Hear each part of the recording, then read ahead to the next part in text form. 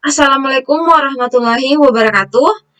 Perkenalkan, nama saya Nurfaida, stambuk A2412018, kelompok 3. Baiklah, di sini saya akan menjelaskan percobaan 3, yaitu mengenai reaktansi kapasitif.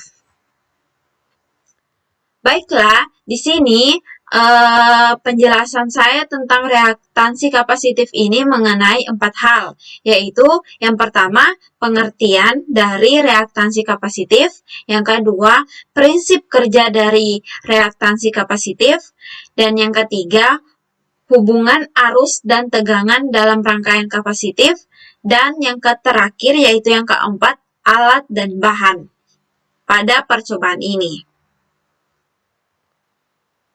Yang pertama, di sini saya akan menjelaskan mengenai pengertian dari reaktansi kapasitif.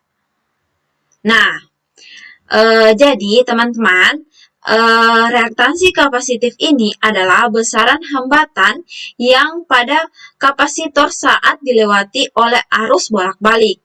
Hal ini mengacu pada prinsip dasar kapasitor yang melewatkan arus bolak-balik dan menahan arus searah. Notasi dari reaktansi kapasitif adalah Xc, dan nilai reaktansi kapasitif dinyatakan dalam satuan ohm. Ketika sebuah kapasitor dihubungkan dengan sumber arus searah, maka arus akan mengalir sesaat saja untuk mengisi kapasitor.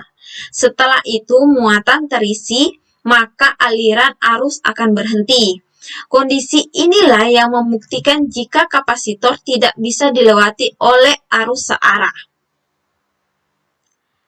Selanjutnya yaitu prinsip kerja pada reaktansi kapasitif. Nah, prinsip kerja dari reaktansi kapasitif ini yaitu apabila sebuah kapasitor diberi tegangan DC yang searah, maka kapasitor akan melakukan pengisian muatan listrik hingga sampai pada nilai tegangan yang sama dengan nilai tegangan yang diberikan. Demikian juga, apabila tegangan diberikan kepadanya berkurang, maka muatan yang tersimpan dalam kapasitor juga akan berkurang atau melakukan pembuangan muatan. Namun, apabila sebuah kapasitor diberi tegangan AC yang polarisasi tegangannya berubah-ubah dari polarisasi positif ke polarisasi negatif, kemudian dari polarisasi negatif ke polarisasi positif dengan tingkat frekuensi tertentu seperti pada gelombang sinus tegangan. Dengan demikian, muatan pada kapasitor akan diisi dan dibuang atau dilepaskan secara terus-menerus sesuai dengan fungsi frekuensi tegangan AC yang diberikan tersebut. Nah, pada pengisian dan pembuangan muatan kapasitor yang diberikan tegangan AC atau tegangan bolak-balik, arus listrik mengalir melewati kapasitor tersebut dibatasi oleh reaktansi pada kapasitor itu sendiri.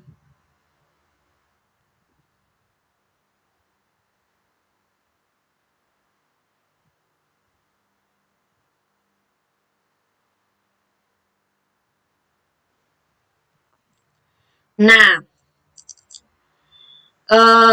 berikut ini merupakan rumus reaktansi kapasitif.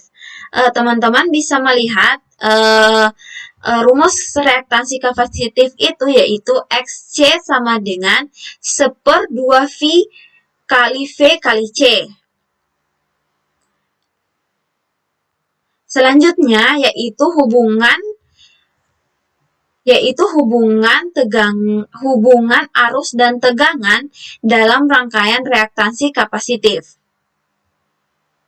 Nah, ini merupakan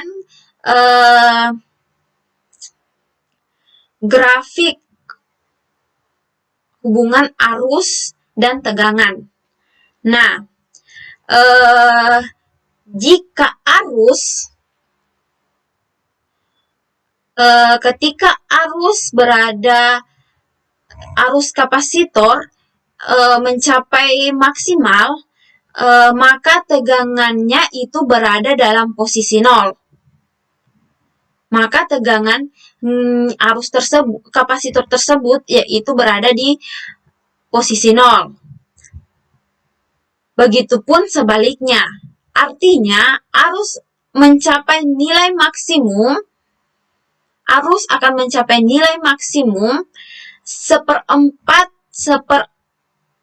arus akan mencapai nilai maksimum 1/4 periode lebih cepat daripada tegangan mencapai nilai maksimumnya.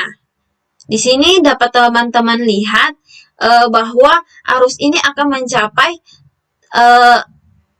tegangan maksimumnya lebih cepat, 1/4 lebih cepat daripada tegangan maksimumnya.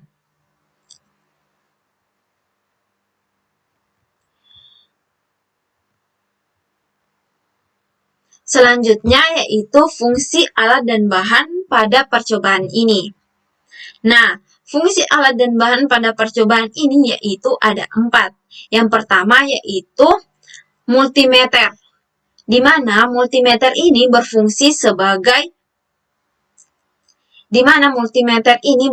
sebagai sumber arus atau tegangan. Yang kedua yaitu ada kapasitor, 3.300 neofarad dan kapasitor 2.200 neofarad, di mana kapasitor ini berfungsi untuk menghambat arus. Yang ketiga, di sini ada satu daya. Satu daya ini berfungsi sebagai sumber arus. Nah, demikianlah penjelasan saya mengenai reaktansi kapasitif. Lebih dari kurangnya saya mohon maaf. Wabillahi taufiq wal hidayah. Wassalamualaikum warahmatullahi wabarakatuh.